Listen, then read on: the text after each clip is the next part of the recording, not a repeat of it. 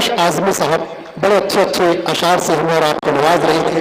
सदर मोहतरम माजरत के साथ नाज़िम मुशायरा से अभी महकश भाई ने कहा कि मालूम होता है कि जावेद भाई ही असल शायर हैं, तो मैं दो शेर सिर्फ कि अर्ज किया है कि शफक के रंग निकलने के बाद आई है, शफक के रंग निकलने के बाद आई है, शफक के रंग निकलने के बाद आई है, ये शाम धूप में चलने के बाद आई है, वाह वाह वाह वाह वाह। ये शाम धूप में चलने के बाद आई है। एक 2 मिनट सिर्फ लूंगा।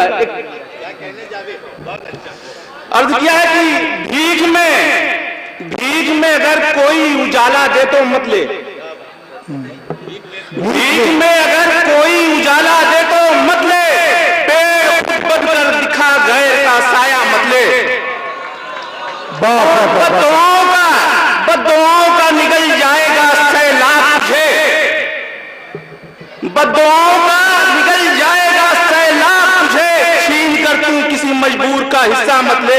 वाह वाह साहब वाह वाह वाह। और एक पूजा भी तेरे घर के लिए काफी है, एक पूजा भी तेरे घर के लिए काफी है, प्यास के वास्ते इतना बड़ा दरिया मत ले, और वक्त आने पर उगल देता हो जो एहसान, ऐसे इंसान की दीवार का साया मत ले। दोस्तों और साथियों,